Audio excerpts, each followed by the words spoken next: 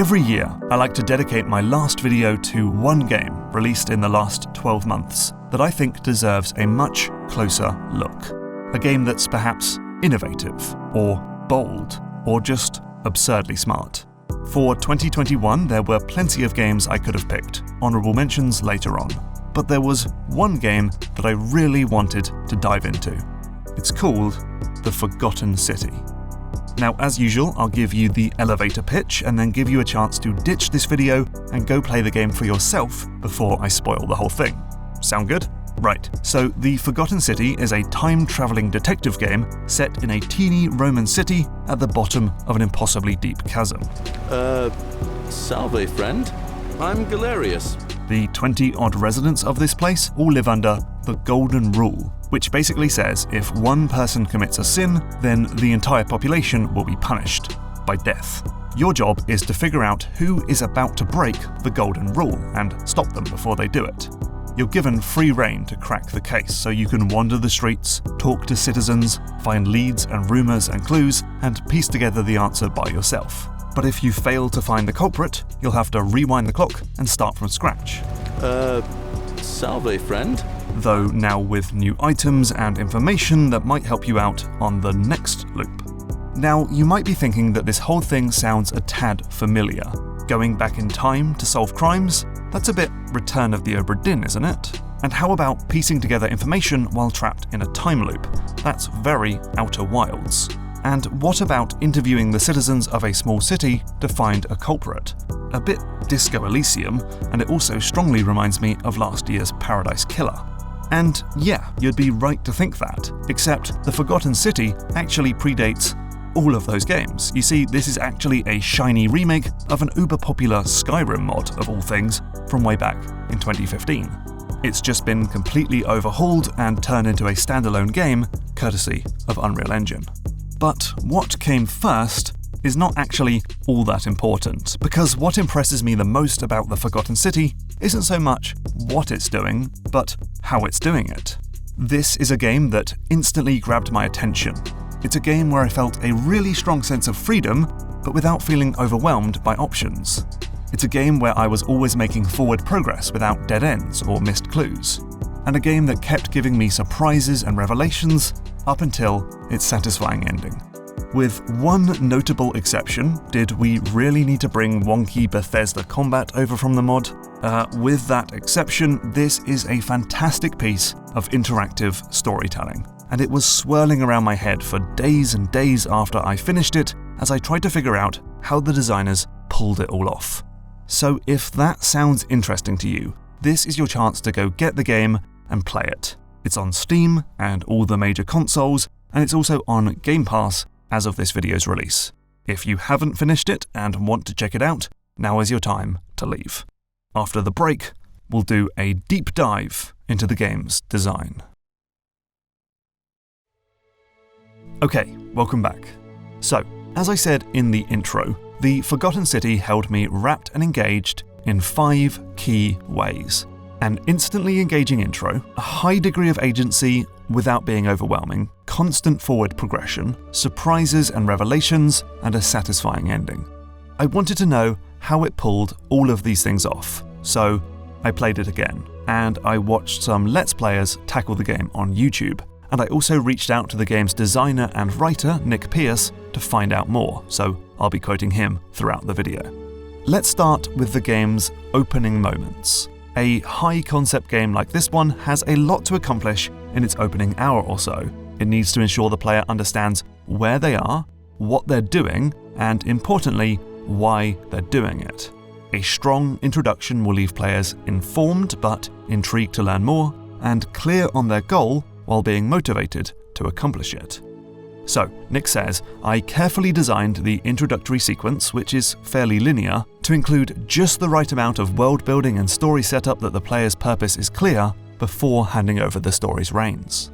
As such, as soon as we set foot in the city, we're given a guided tour of the game's world, events, and key characters. We meet Galerius, who tells us about the time period, the city, and teases some important gossip about an upcoming election. Then we meet Sentius, who explains the Golden Rule, gives us our mission, and explains why we should care. If you manage to prevent the sin that breaks the Golden Rule, I won't need to bring you here. I won't create the portal, and you will never have been able to come here. At this point, says Nick, I've given players the minimum amount of information to get them to the point where they're intrigued to find out more, they're motivated to want to help these people, they understand that helping these people is the only way to help themselves, and that talking to each of these people is going to be enjoyable. So this is a great example of efficiency in introducing a game. In a very short period of time, you have everything you need to start playing. Okay, let's talk about how the Forgotten City gives you freedom without overwhelming the player. So now it's up to you to solve the mystery at the heart of the game. And how you go about it is really up to you.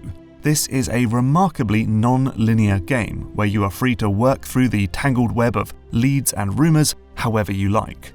It's your choice who you speak to, where you explore, and what threads you pull on. And while the game was still early in development, this is exactly what would happen after the introduction.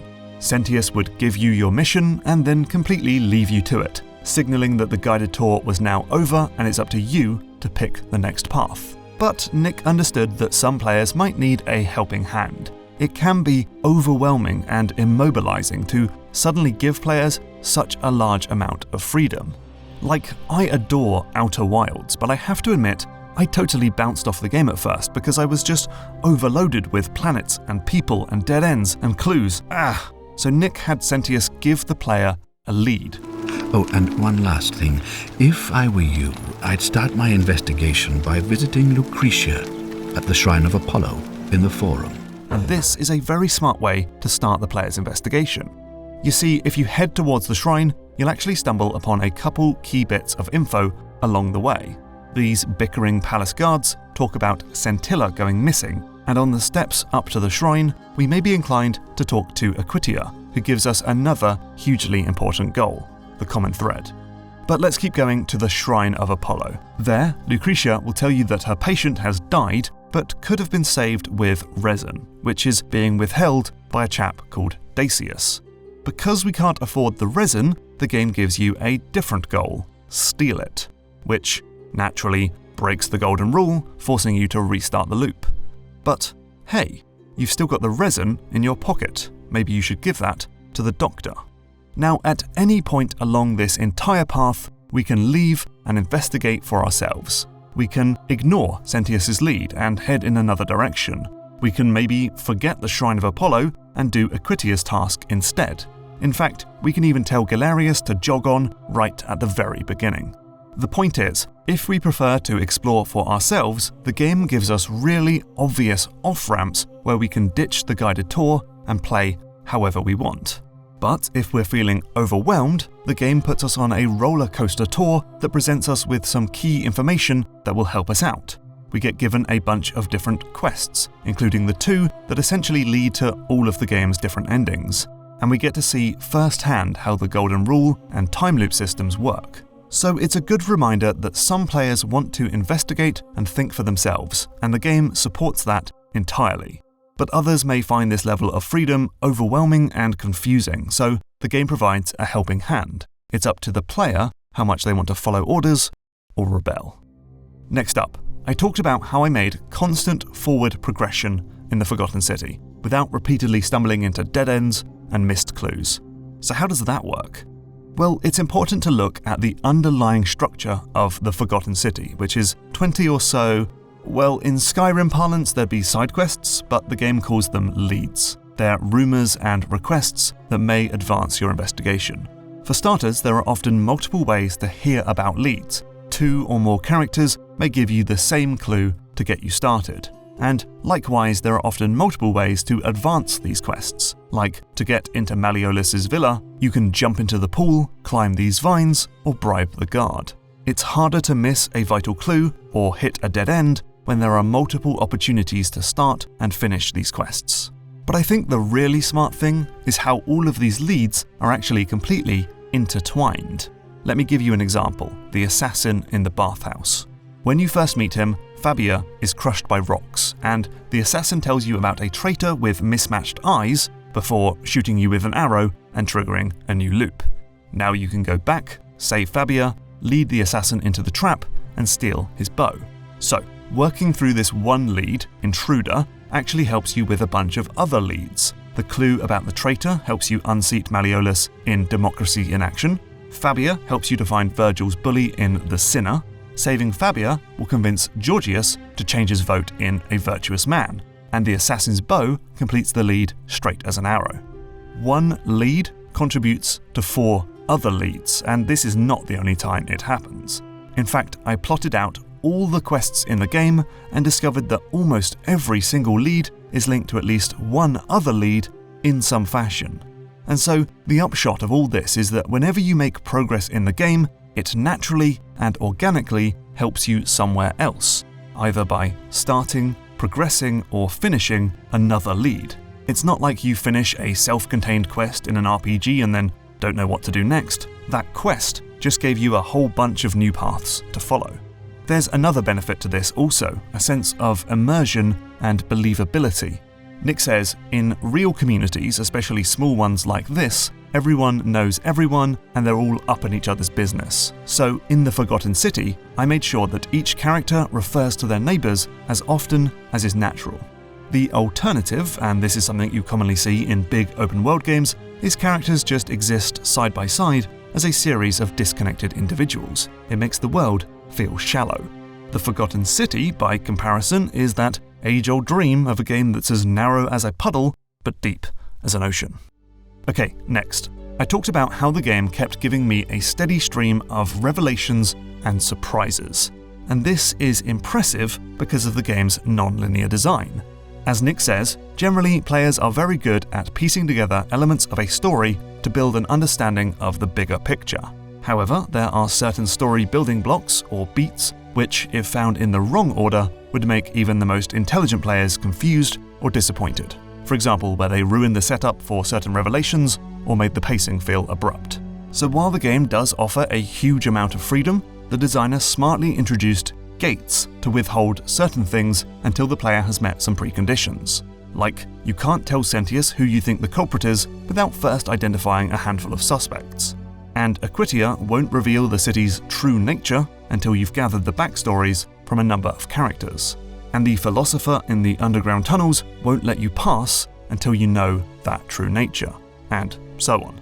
Now, Nick says that I was always conscious that gates run at cross purposes to the game's open world design philosophy, so decided to use them sparingly and carefully justified them in the narrative. But the benefit of these gates is that the game doesn't show all of its cards at once. Instead, it gives you a steady stream of surprises. The true nature of the city, the history of the city, the culprit behind the Golden Rule, and so on. And like a good page-turner of a novel, these frequent mysteries and revelations keep you engaged in the story and wanting to find out what happens next. All the way up to the game's ending. Or endings, there are actually multiple ways to finish the game. For this, Nick says, the player should get the ending they deserve. In other words, whichever ending they get should be an emotional reward which is proportionate to the thought and effort they invested in the game. So you can get an ending pretty quickly if you're selfish, but it's not going to feel great. To get the most satisfying ending then, you'll need to have become truly invested in the game and helped out almost all of its characters. And that's where Nick employed another gate. You need the 4 plaques to open up the main temple, and getting them all means solving pretty much every mystery in the city. You'll need to track down Kabash, unseat Malleolus, and figure out how to help pretty much every citizen. And then on a later loop, you've got to make Galerius help out pretty much every citizen, which is pretty enjoyable to mastermind. Time loop movies are often about exploiting the loop, becoming empowered, and having fun with it. And The Forgotten City captures that sensation really well. As Nick says, piecing together this whole thing feels satisfying because you're helping characters you really feel for, and it's a fun surprise when everything falls into place, and you realise that all the good deeds you've done up until now, which initially seemed like disconnected side quests, suddenly come together to help you pull off this elaborate coup. So there we have it. The Forgotten City instantly piques our interest with an efficiently designed intro. It provides a huge amount of freedom, but gives some optional help if that's too overwhelming. By tightly entangling its many side quests, it means there's always something to do. by gating off key information, you're not going to spoil the story in the first 5 seconds. And because the true ending is dependent on you helping out most of the townfolk, the finale is, if not a little schmaltzy, very satisfying. This is the mark of a very smart storyteller who understands how narrative and gameplay must be shaped by one another to create a strong story, which is why The Forgotten City is easily one of the best games I played in 2021. Okay, so here's some honourable mentions. Lightning round, let's go. Toodee and Topdee is a dimension-flipping genre mashup where you swap between a 2D platformer and a top-down puzzler to overcome challenges. Unpacking is a house-moving simulator where the satisfying Tetris-like gameplay of plopping down blouses and bog roll slowly unveils subtle story cues. Before Your Eyes is a heartbreaking narrative adventure where you can't stick around for long because time advances every time you blink into your webcam. Wildermyth is a tactical board game where your party of characters are slotted into a big bucket of randomized narrative moments. Unsighted is an all-round excellent Zelda-like adventure game with a nasty ticking clock system that forces you to spend your time and currency wisely. And Silicon Dreams is that bit from Blade Runner where you interview someone and look for subtle clues in their demeanor to figure out if they're a robot or not. Whew, it's been a good year for inventive games. I haven't even talked about Inscription and Slipways and all the others worth mentioning. And I think that's the fun thing about covering games. It's such a fast-moving industry with so much innovation and creativity every single year. I can't wait to see what incredible treats we'll get in 2022. See you in January.